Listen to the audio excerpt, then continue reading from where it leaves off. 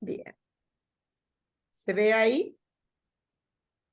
Se ve bárbaro. Genial. Nosotros habíamos visto, habíamos empezado en el encuentro anterior hablando de pruebas de hipótesis. Y habíamos visto que, se me perdió el cursor, acá está, que podíamos hacer pruebas para una proporción, cuando hablábamos de variables cualitativas, o pruebas para la media, si hablábamos de variables cuantitativas. Y para todo eso, lo que hacíamos era plantear una hipótesis primero, que podía ser igual contra distinta, o alguna de las unilaterales. Necesitamos fijar un nivel de significación que llamamos alfa, que decíamos que por consenso está en el orden del 5%. Necesitamos un estimador, que lo tomamos a partir de una muestra, y que dependía del parámetro que queríamos estimar, qué estimador era, ¿sí?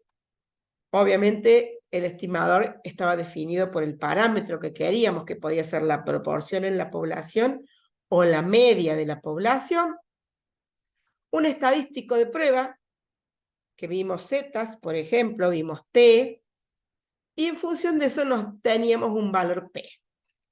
Ese valor p, comparado con el nivel de significación que hemos definido al principio, nos permitía tomar la decisión si rechazábamos o no la hipótesis nula. Perdón. Y en función de eso, ver si nos quedamos con lo que decía la hipótesis nula o con lo que decía la alternativa. Veamos qué era esto del valor P.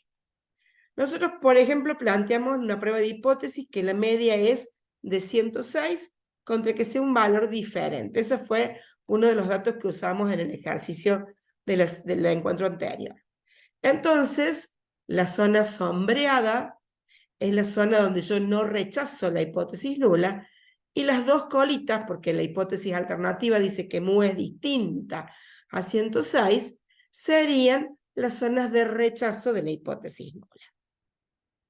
Entre esas dos zonas suman el alfa, o el nivel de significación, que yo fijé. Uso el estadístico de prueba, por ejemplo, una Z o una T, dependiendo de los datos que tenga, y tengo, esto está en la escala de la variable original, esto está en la escala de la Z o de la T, dependiendo de qué datos tengo.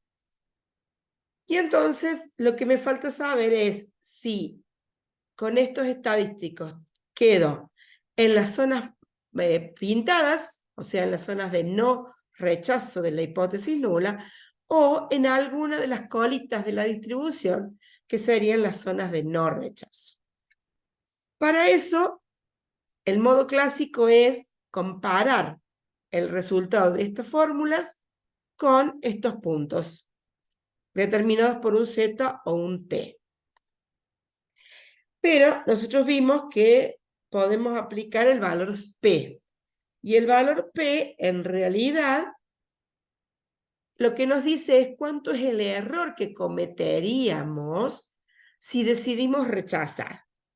Y en este caso, el valor P es lo que está pintado, que obviamente es mucho más grande que la cola que nosotros teníamos no pintada acá. O sea, lo que yo tengo que comparar es lo blanco que tengo en estas curvas con lo pintado que tengo en esta.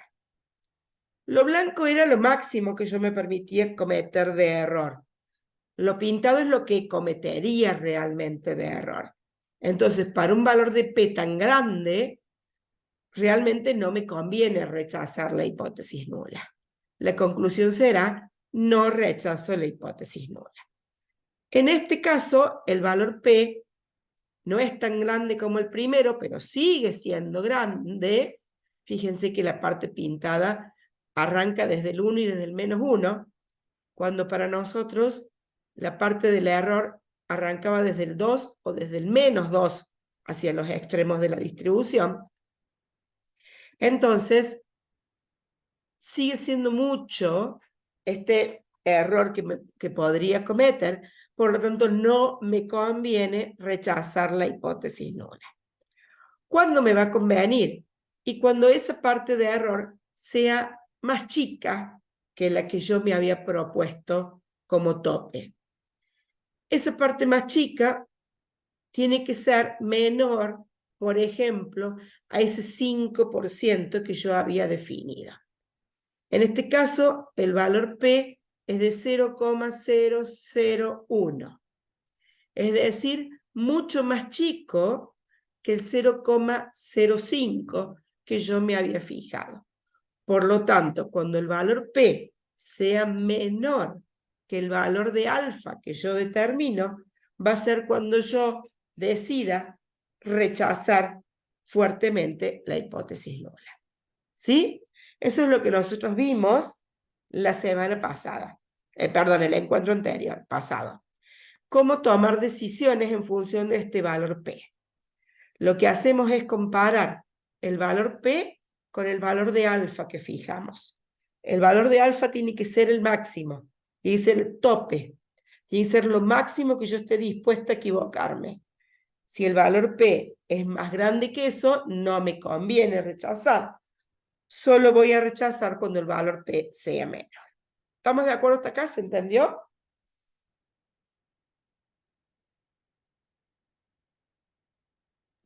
Sí, profe. Sí, profe. Genial. Veamos pruebas de hipótesis nuevas ahora. Casi con el mismo mecanismo que veníamos haciéndolo, pero vamos a cambiar algunas condiciones de vida. Por ejemplo, yo tengo ahora una muestra 1 que saqué de una población cuyos parámetros son mu sub 1 y sigma cuadrado sub 1, y una muestra 2 que saco de otra población cuyos parámetros son mu sub 2 y sigma cuadrado sub 2. En cada muestra puedo tener como información la cantidad de datos que conforman la muestra, la media de esa muestra, es decir, la media muestral, y el desvío muestral de esa muestra, o la varianza, lo que me resulte más cómodo. Y lo mismo de la muestra 2. Mi pregunta ahora es, ¿ambas muestras serán que vienen de la misma población, donde ambas medias son iguales entre sí? Y lo que a mí me gusta comparar, ambas tengan la misma dispersión.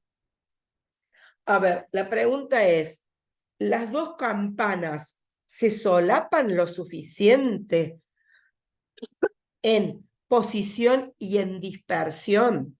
¿O solo en posición o solo en dispersión? Como para que yo asuma que vienen las dos muestras de una misma población, ¿o no? ¿O yo tengo realmente dos campanas por separado?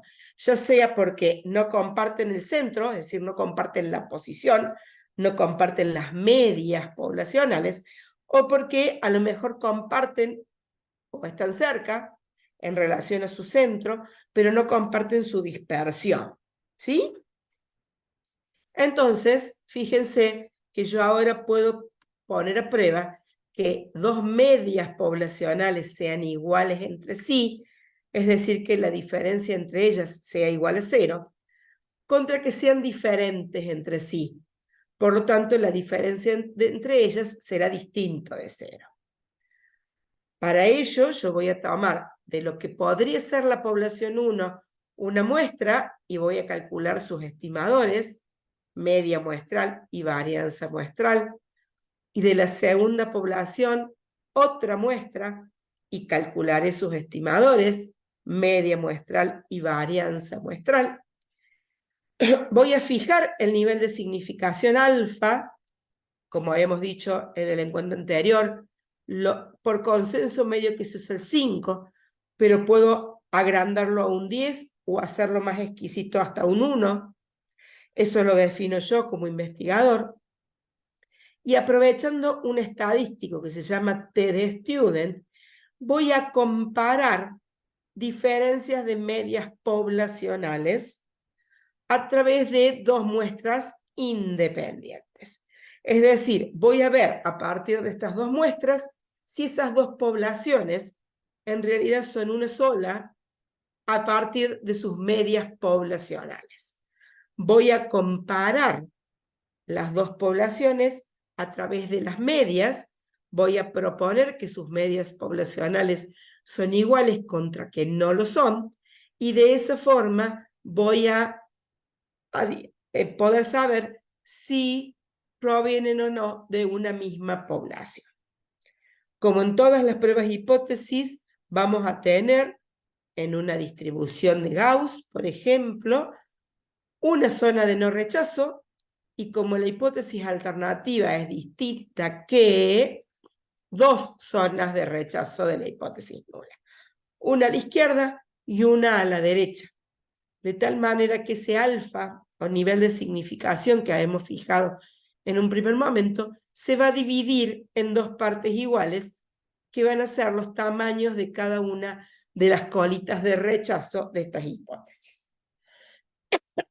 A este test se lo conoce también como test de dos colas, o two tails, para comparar dos medias poblacionales.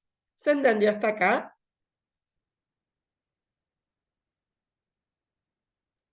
Sí, profe. Bien. Hago hincapié en que son muestras independientes porque, como ustedes ven, sacamos de un lado un grupo de datos y de otro lado otro grupo de datos, y con cada uno de ellos calculamos estadísticos, ¿sí? Vamos a ver otros casos en donde la situación no es tal cual. Bueno, si esto se entendió, la propuesta es que resolvamos juntos el ejercicio 1. Entonces yo voy a dejar de compartir esto. Voy a mostrarles ahora cómo sería el ejercicio. El ejercicio 1, que ustedes lo tienen en el aula, se lo vamos a habilitar en un ratito, dice que muchos autores afirman, uy, ahí viene Claudio, lo vamos a aceptar rápidamente, así no se pierde tanto.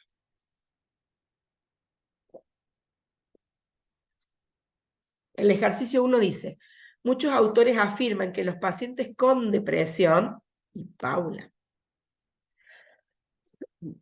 tienen una función cortical por debajo de lo normal debido a un riego sanguíneo cerebral menor.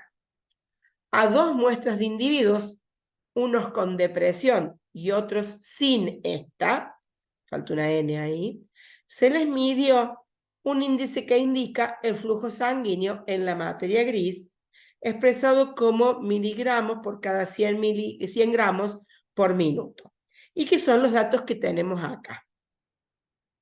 Es decir, yo estoy asumiendo, estos son,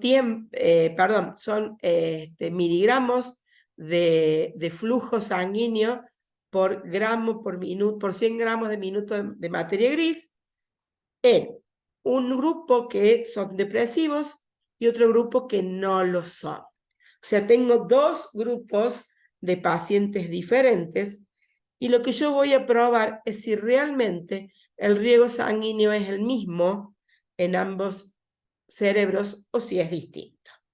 ¿Sí? ¿Estamos de acuerdo?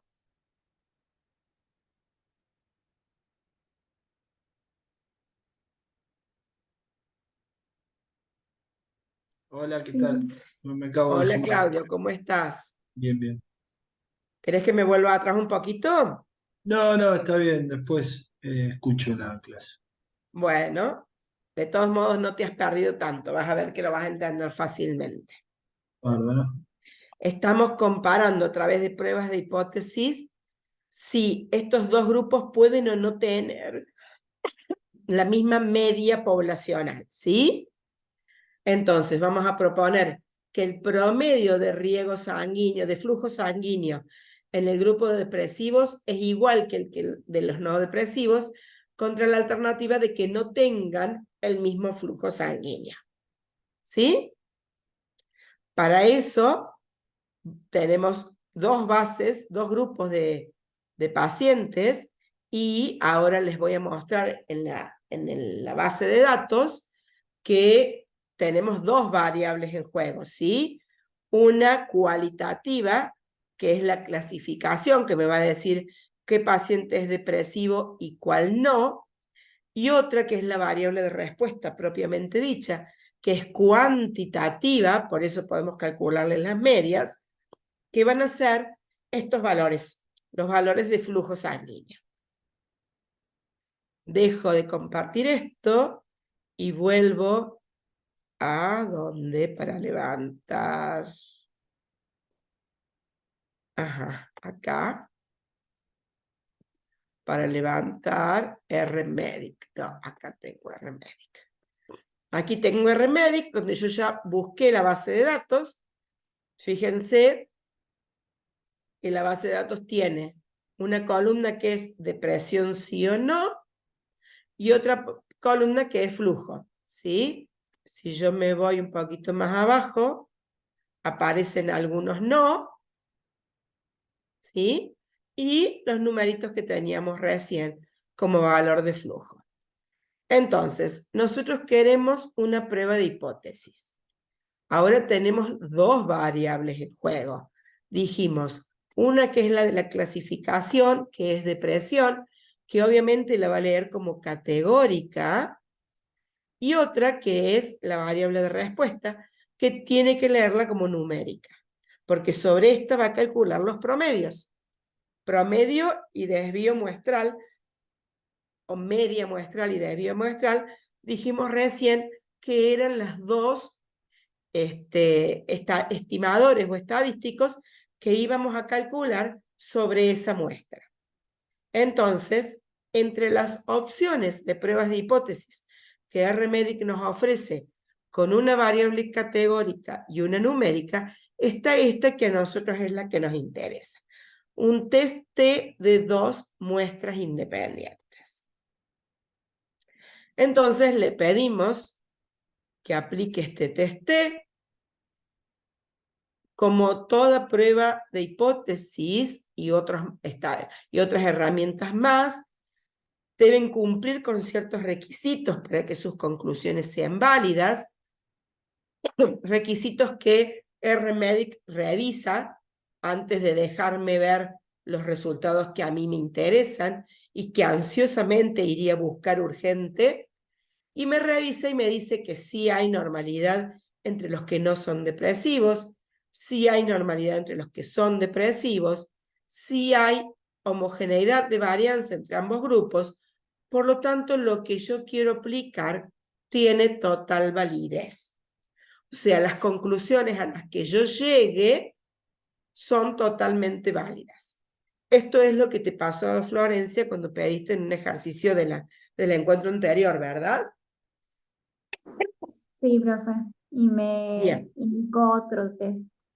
Y te indicó otro test, que también está dentro de la batería de test que RMedic te ofrece, y que es el equivalente para cuando estos supuestos no se cumplen, ¿sí? Así que a partir de ahora podés seguir las sugerencias de RMedic si querés. Fíjense que acá dice, se cumplen los requisitos necesarios de normalidad y de homogeneidad de varianza en los grupos. Es válido sacar conclusiones del valor P obtenido por el test T de muestras independientes. O sea, puedo seguir sin ningún problema. Y seguir significa ver los resultados que vienen a continuación.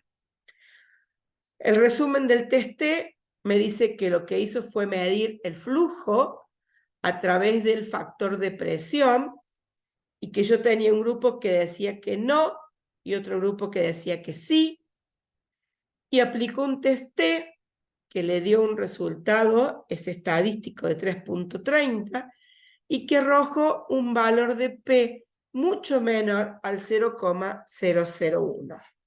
Con lo cual me sugiere rechazar la hipótesis nula. ¿Y por qué me sugiere rechazar la hipótesis nula? Porque este valor de P es muy chico comparado con el alfa que yo definí. Habíamos dicho hace un ratito que el valor alfa es el techo que me pone, o el umbral que me pongo yo a la hora de tomar decisiones. Si el error que voy a cometer es más grande que ese error que yo me permito, no lo cometo, no rechazo. Si el error que voy a cometer es más chico que lo que yo me propongo, sigo adelante y rechazo la hipótesis nula. ¿Qué significa que yo rechace la hipótesis nula? Esto que viene acá. Que existen diferencias estadísticamente significativas entre los grupos. ¿Cuáles son los grupos? Los no depresivos versus los sí depresivos. ¿Y en qué existen diferencias? En el promedio del flujo. O sea, no tienen el mismo promedio de flujo. Yo había propuesto como hipótesis nula que las dos medias poblacionales eran iguales, contra que no lo fueran. Y la opción es que no lo son. Esa es la respuesta correcta. Es decir, existen niveles del factor de presión estadísticamente distintos, que presentan medias estadísticamente diferentes. Y para eso me ofrece automáticamente gráfico de boxplot. Este gráfico, como nosotros ya vimos, me muestra mediana, mínimo, máximo, cuartiles, y a su vez valores extremos. Yo con el gráfico puedo ver que los no depresivos tienen una promedio de flujo o un nivel de flujo, voy a decir, aunque aquí están los promedios y este 54 es mucho más grande que este 48. Entonces, los que no tienen depresión tienen un promedio mayor de flujo que los que sí la tienen. Y esta diferencia entre el 54 y el 48 es estadísticamente diferente. Es lo suficientemente diferente como para que yo pueda decir que hay dos grupos y no uno solo. O sea, si yo vuelvo a la pregunta del principio, donde decía, ¿puedo decir que provienen de dos poblaciones, de dos distribuciones diferentes? La respuesta es sí, tengo dos distribuciones diferentes.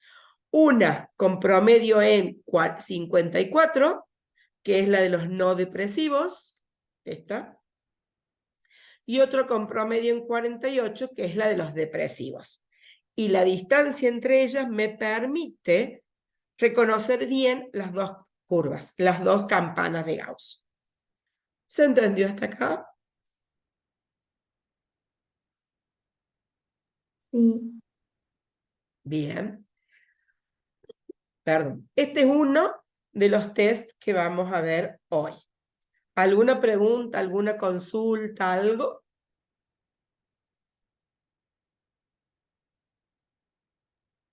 No, nada. ¿Se entendió, Claudio, a pesar de agarrarlo por el camino? Sí, sí, sí, sí, Bien. sí, creo que sí. Bueno, me alegro. Vuelvo entonces a donde habíamos dejado y sigo con otro. ¿Qué es este otro con el que sigo? Dice test T para diferencia de medias poblacionales, o sea, más o menos lo mismo que veíamos recién, pero acá dice muestras dependientes o apareadas. Yo les había contado, en el anterior decía muestras independientes, ¿sí?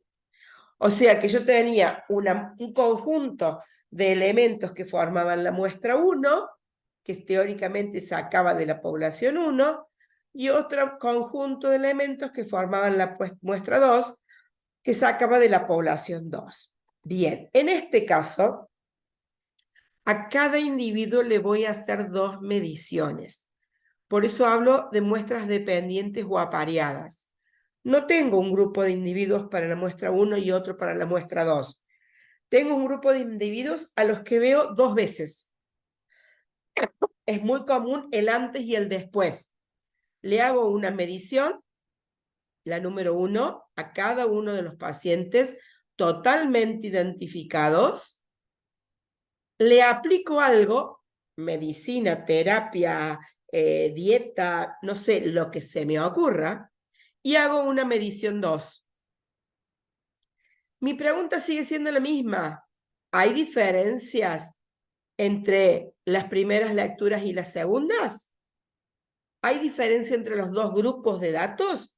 Fíjense que pareciera lo mismo que a esto. Yo acá quiero saber si tengo todos en una sola población o si tengo dos campanas. Acá lo mismo, ¿tengo todo en esta población o tengo dos campanas? Con la diferencia de que acá cada paciente tiene un error involucrado al paciente propiamente dicho y que afecta por igual a ambas mediciones. Por lo tanto, no puedo trabajar estos datos como que no tienen nada que ver con estos. Cada dato tiene una cierta relación, una cierta asociación, y es que pertenecen al mismo paciente. Entonces, en el grupo anterior, yo a este grupo de pacientes le calculaba media y varianza, o media y desvío, y lo propio hacía con el otro grupo de pacientes, y ahora no voy a hacer eso. Voy a ver si hay diferencias en las respuestas, medición 1 menos medición 2, y agregaré una columna aquí que será las diferencias entre ambas mediciones, y a esas mediciones le voy a calcular media y desvío. O sea, yo voy a tener una respuesta por cada paciente que he estudiado, porque tengo solamente una muestra de tamaño N, no dos como tenía antes. ¿Se nota la diferencia? ¿Se entiende?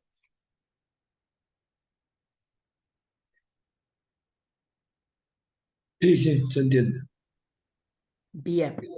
Cuando yo tengo muestras de este tipo, se llaman muestras dependientes o apareadas, y tengo que respetar a rajatabla las lecturas en sentido del paciente.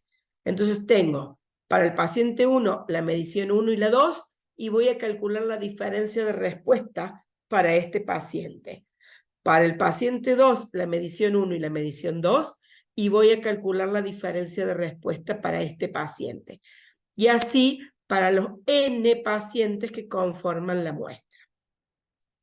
¿Cuál va a ser el juego de hipótesis que voy a plantear? Casi el mismo que antes. La diferencia es cero, es nula, no hay diferencias entre las lecturas pre y las post, contra que sí las hay. Para no confundirme con el otro test, no lo voy a plantear como mu sub 1 menos mu sub 2, sino que lo voy a plantear directamente como que la diferencia promedio es igual a cero, contra que sea distinto de cero. Porque yo acá no tengo dos grupos, ni dos medias, ni dos poblaciones.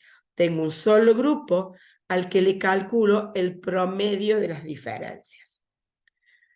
Acá a través de otro estadístico TD-Student también, pero con una formulita un poco más sencilla, que ni siquiera hace falta que aprendamos, RMedic nos va a arrojar un valor P que nos va a permitir saber si caen en la zona de rechazo de la hipótesis nula, ya sea a la derecha o a la izquierda, o si cae en la zona central, y nuestra decisión será no rechazar la hipótesis nula, y eso lo vamos a saber a través del valor P.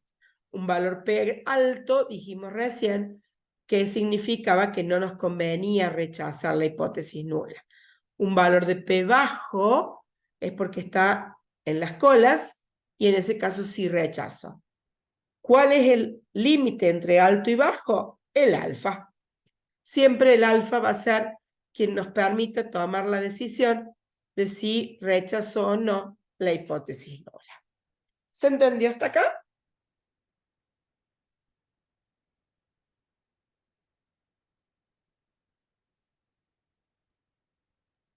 Sí, Sí, sí. Bueno, entonces vamos ahí. Ah, perdón. Perdón. No, acá está. Perdón, vamos a hacer entonces el ejercicio 2. Entonces ahora sí salgo y vuelvo a la guía. Y en la guía, el ejercicio 2 dice, uy, me fui. para comprobar si un tratamiento con ácidos grasos es eficaz en pacientes con eczema típico. Se tomaron 10 pacientes con eczema de más de 9 meses de diagnóstico y se les sometió durante 3 semanas a un tratamiento ficticio, o sea, un placebo, y durante las 3 siguientes a un tratamiento con ácidos grasos. Tras cada periodo, un médico ajeno al proyecto evaluó la importancia del eczema en una escala aproximada a centímetros cuadrados.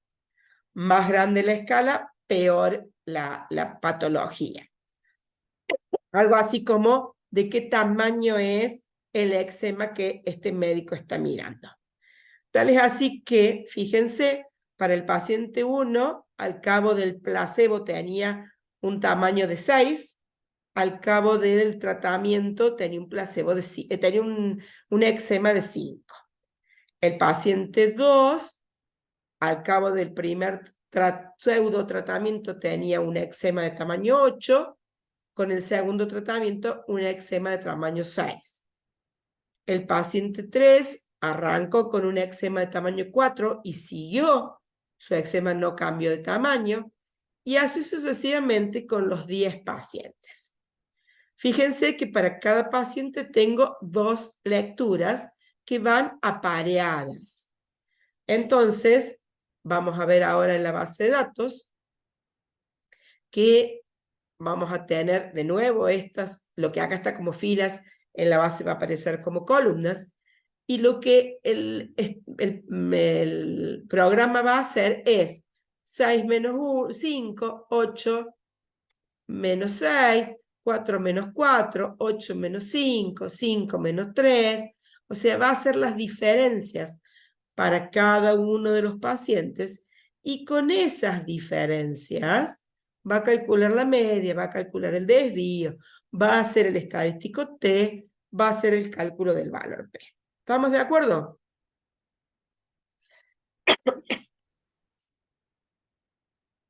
¿Sí o no?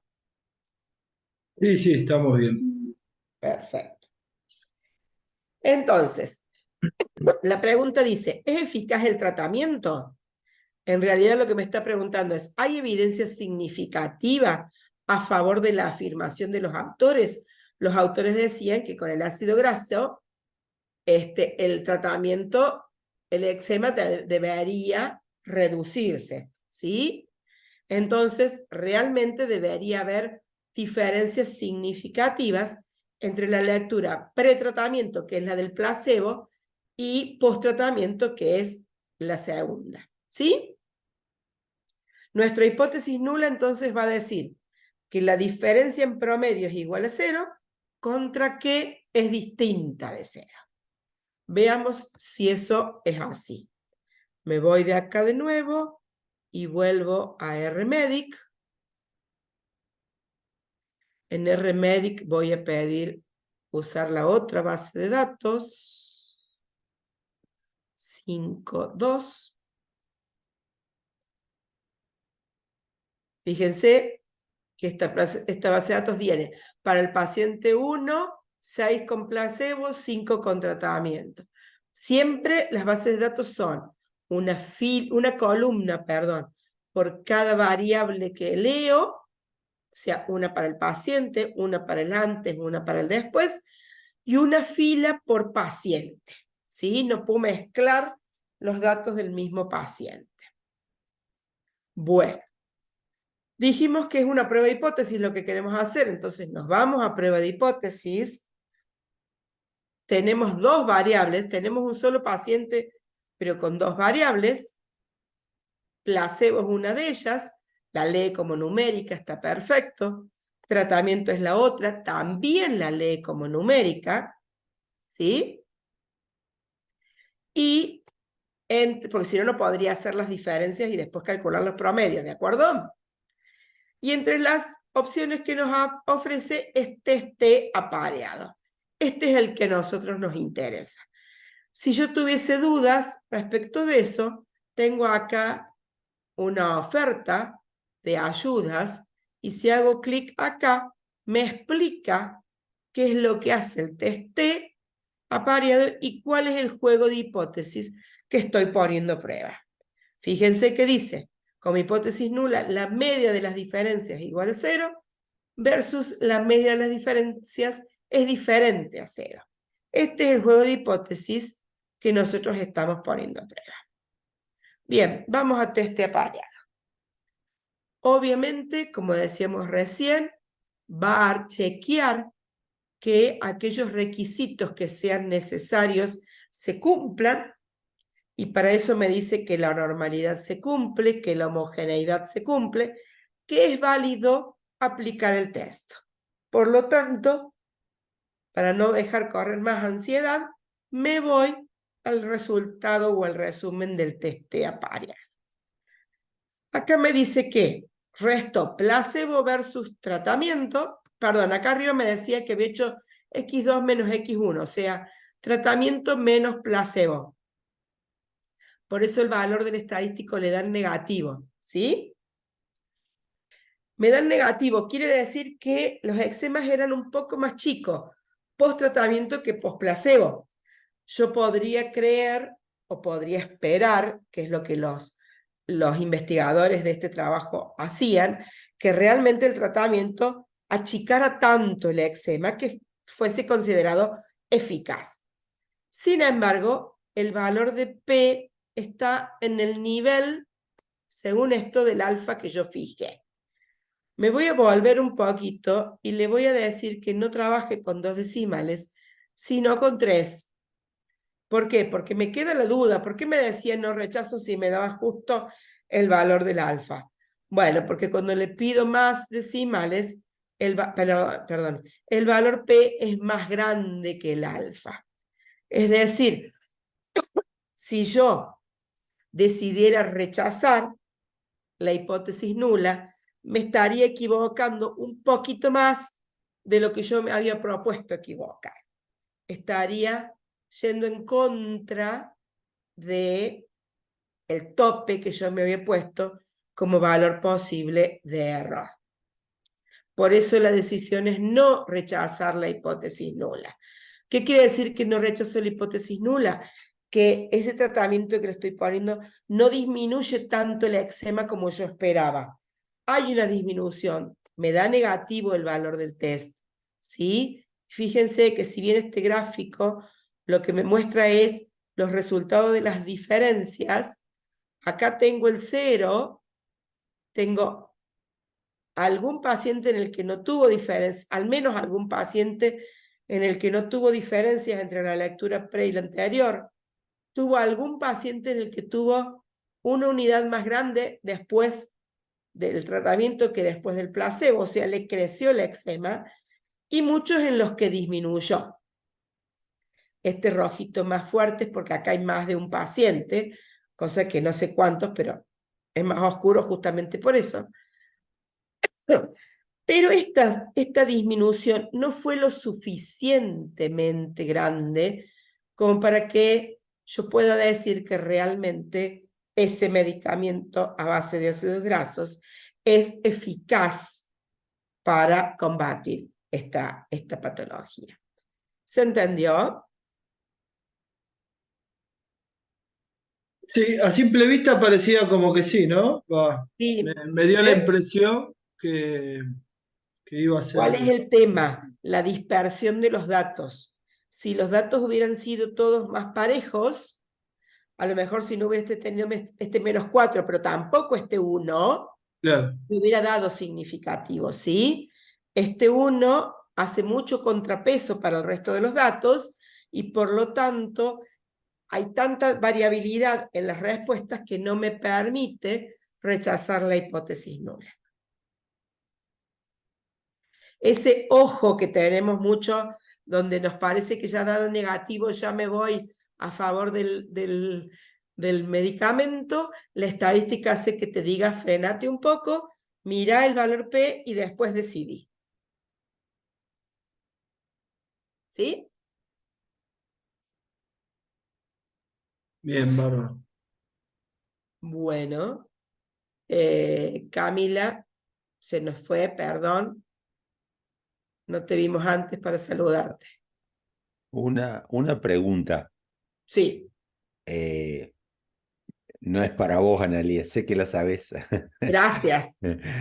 Florencia, Claudio, Sofía, Paula o Dayana. En los proyectos que ustedes pensaron, ¿se acuerdan los proyectos que ustedes pensaron? Claudio se ríe, no, ya ni me acuerdo, fue hace más de un mes, no me acuerdo. En los proyectos que ustedes pensaron, o si recuerdan algo, ¿les parece que una de estas herramientas que describió,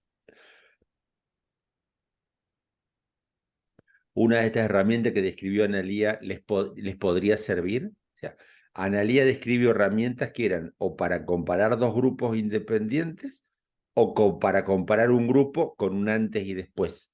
¿A ustedes les parece que en alguno de los proyectos que pensaron ustedes estas herramientas podían servir? ¿Puede ser que sea la herramienta adecuada? ¿O todavía no hemos visto ninguna herramienta para lo que ustedes pensaron?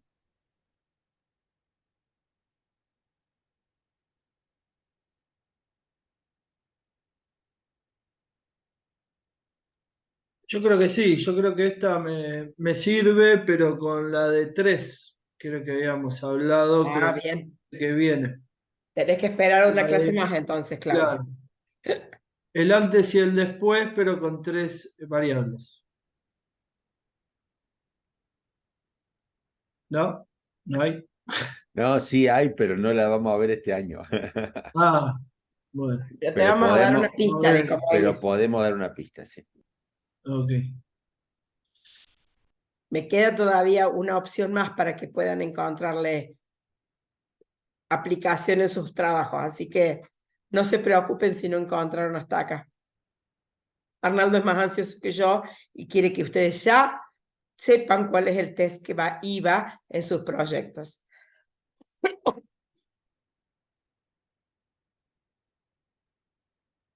¿Preguntas? ¿Dudas?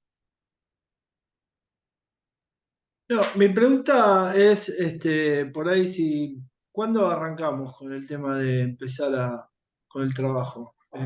¿Ya podemos arrancar o hay que esperar que, no, todavía no? Por lo menos a a recolectar datos y eso, en mi caso, o no conviene.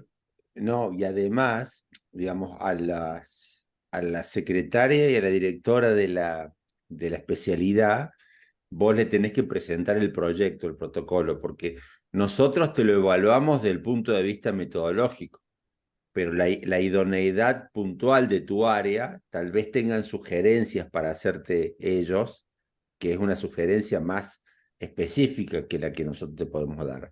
Así que cuando vos creas que ya está madurito, habla con, no sé si con Natalia o con las personas que estén a cargo y decirle, yo ya tengo un borrador del protocolo armado. ¿Quién me lo puede evaluar? ¿Quién puede ser el tutor? Y empezar la cadena formal de requisitos para que la institución te avale.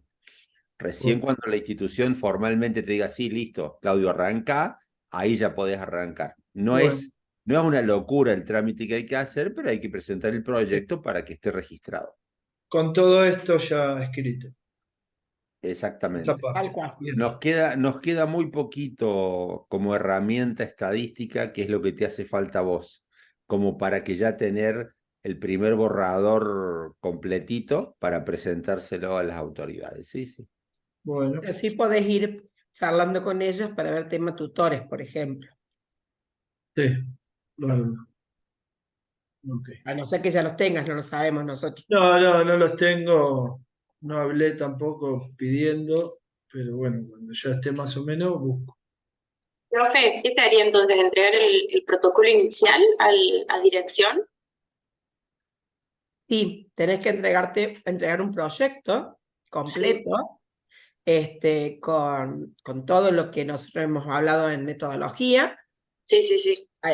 a la dirección de la especialidad y para eso te tienen que proponer, o vos tenés que tener algún tutor que te acompañe, un director de Sí. especialidad que te acompañe, y ellos van a evaluar el proyecto y van a decir si estás en condiciones o no, si el proyecto es viable o no, dentro de lo que ellos tienen pensado, y te van a asignar un tribunal que te lo evalúe.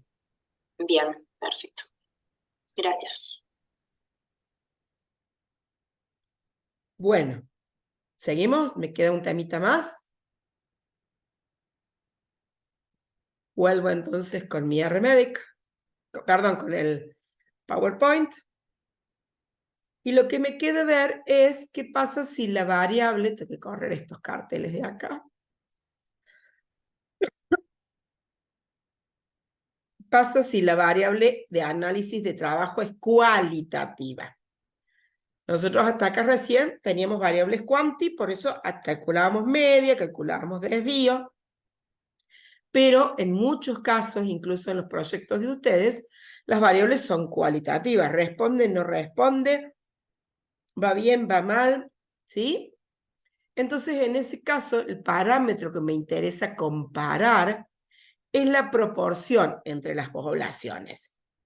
La pregunta va a ser la misma. ¿Será que tengo la misma proporción poblacional en ambos grupos? ¿O no? Y eso lo voy a hacer a través de la comparación de las proporciones poblacionales. Voy a proponer, como hipótesis nula que tienen la misma proporción, por lo tanto la diferencia entre ellas es 0, contra que las proporciones no son iguales, por lo tanto las diferencias son distintas de 0. Y para eso, de la muestra 1, voy a calcular cuántos cuentan con lo que yo llamo éxito, para que me dé una proporción muestral, y lo mismo de la muestra 2. A través de un estadístico Z, voy a poder hacer las cuentas, y obviamente voy a haber fijado un alfa o nivel de significación para definir cuál es el error máximo que me permito cometer. Entonces la pregunta es, al cabo del test, con estas muestras que tengo y las proporciones muestrales que ¿tengo una sola población en donde ambas proporciones son iguales entre sí y por lo tanto las dos campanas se solapan lo suficiente? ¿O no? Hay un corrimiento entre las dos campanas que me permite encontrar una diferencia entre esas dos proporciones.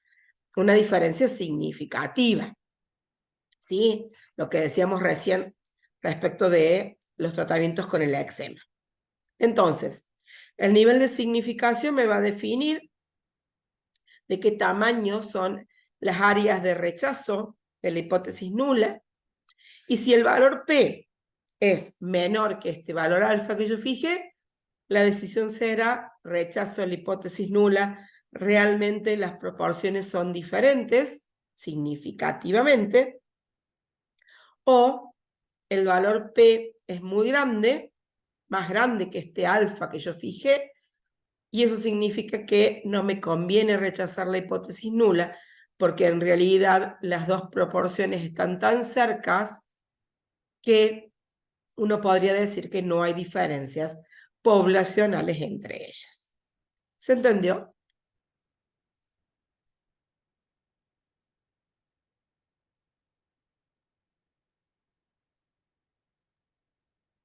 ¿Sí? ¿No?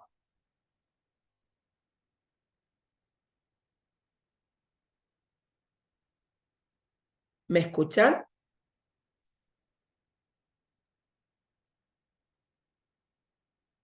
Sí, Sí, profe. profe, se escucha. Genial. Entonces voy con el ejercicio 3. Porque por ahí me muestra como que no tengo mucha señal, entonces digo, yo veo que estoy hablando sola. Fíjense que el ejercicio 3, ¿dónde estoy acá? Me dice, de un estudio sobre la incidencia de la hipertensión en una determinada región, se desea saber si es diferente entre la zona rural y la zona urbana. Se tomaron al azar 128 pacientes de la zona rural, resultando hipertensos 34 de ellos. este es el éxito para mí, que el paciente sea hipertenso. Entonces, la proporción en mi primer muestra de 128 pacientes va a resultar de dividir 34 en 128. A su vez, en la zona urbana se tomaron 234 pacientes, este es el otro N, de los cuales 68 eran hipertensos. Por lo tanto, la proporción muestral de la zona urbana resulta de calcular 68 dividido 234. ¿Sí? La pregunta es, ¿se puede decir que el porcentaje de hipertensos en la zona urbana es distinto que en la zona rural? Bueno, yo voy a partir de que ambas zonas tienen la misma proporción de hipertensos a nivel poblacional. Es decir, que la proporción de hipertensos en la zona urbana es igual a la proporción de hipertensos en la zona rural. Contra la alternativa de que ambas proporciones no sean iguales. ¿Sí? ¿Acuerdan conmigo?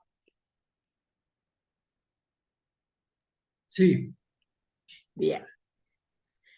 Entonces vamos a la R médica. ¿Dónde dejé yo la R médica? Aquí.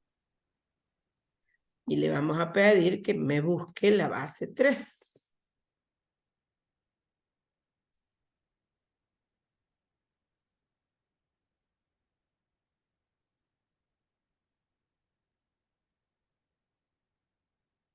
Esta base tiene el paciente, la zona en la que vive el paciente y un 1 o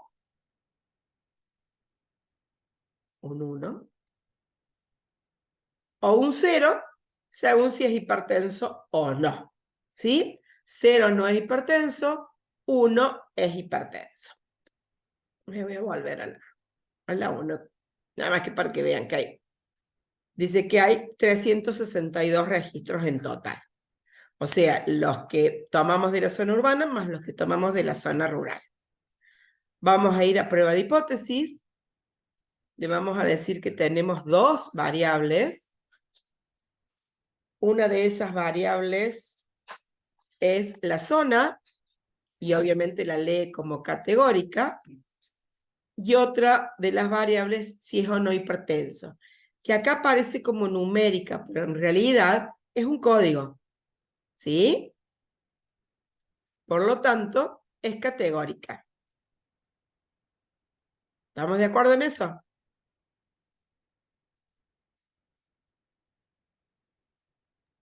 Sí, sí, está bien. Vamos a ir a diferencia de proporciones, que es el test que nos interesa. Nos pregunta si nos interesa alguno de zona. Acá en realidad la zona no hay problema, puede ser rural, puede ser urbana. Sí es importante ponerle que el 1 es el hipertenso, ¿sí? O sea, ¿a qué le llamo yo éxito? A que sea hipertenso. Entonces, sobre los unos, o sea, sobre los hipertensos, es que va a calcular las proporciones. Un 27% de los pacientes rurales son hipertensos, un 29% de los pacientes urbanos son hipertensos. ¿Esos números de dónde surgieron? De hacer estas divisiones que hablábamos recién. 34 eran los hipertensos de 128, que era el total de pacientes que eligieron en la zona rural, y 68 eran hipertensos de los 234 pacientes que eligieron de la zona urbana. Eso es lo que arroja el 27 y el 29%. Y ahora sobre la diferencia entre estos valores es que va a hacer las cuentas. Y me va a arrojar un valor P de 0,31. O sea, yo había dicho que me podía equivocar en el orden del 5% si decidía rechazar. Este test me dice que si rechazo, me voy a equivocar en el 31% de las veces. El 31 es mucho más grande que el 5 que yo había propuesto. Por eso, chi cuadrado me aconseja no rechazar la hipótesis nula. Es decir, no hay diferencias entre la proporción de hipertensos en zonas rurales que en zonas urbanas. Acá dice, las proporciones seleccionadas son estadísticamente iguales. O sea, no hay diferencia entre ambas proporciones. ¿Se entendió? Sí, Sí, el test de proporciones es el de chi cuadrado. No es exactamente el mismo, Ah, pero sí. ok. Sí, a Analía se le escapó la palabra chi cuadrado. No digas, no me di cuenta, No, porque perdón. chi cuadrado es conocido. Va, Sí, sí, bueno. específicamente el chi cuadrado clásico. Tal cual. Ah, Fue sin querer. Bien, ¿se entendió esto, gente? sí, sí. sí, entendido. Bueno, si es así, a que no se imaginen que podemos pensar también en pruebas de hipótesis unilaterales, izquierdas o derechas, dependiendo de los planteos. Y esos juegos de hipótesis pueden ser, para el primero de los casos que vimos, que era diferencias de medias en poblaciones, en muestras independientes, por eso tenemos la media del grupo 1 y la media del grupo 2, ya sea pensada en una unilateral izquierda o en una unilateral derecha, y en eso mucho tiene que ver en qué orden resto. Nosotros tenemos un poco la costumbre de poner siempre MUSUB 1 primero, pero puede ser como uno lo piense. Puede ser para las muestras apareadas o dependientes, del antes y el después, o puede ser para variables cualitativas, donde lo que estamos viendo es la proporción de casos, y en cualquiera de estos casos, siempre el nivel de significación va a estar concentrado o en la cola izquierda, si mi hipótesis alternativa es menor que, o en la cola derecha, si la hipótesis alternativa dice mayor que. De todos modos, siempre el valor P va a ser el que se compare con este alfa para tomar la decisión. ¿Sí? Y obviamente les quedan ejercicios en la guía para que puedan seguir practicando. Así Sofía, desde la cama, no se aburre demasiado.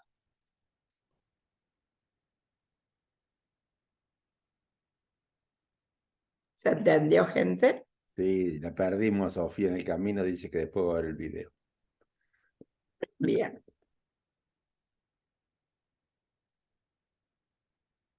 No sé si además de chi cuadrado, que lo dije sin darme cuenta, si me faltó algo. No, estuvo perfecto. No tengo nada para acotar. Bueno, gente, este era el temita que teníamos para hoy. ¿Quieren que hagamos algún otro ejercicio más? ¿Se animan después ustedes? Digan, ¿qué prefieren? Los dejo para el sábado a la noche.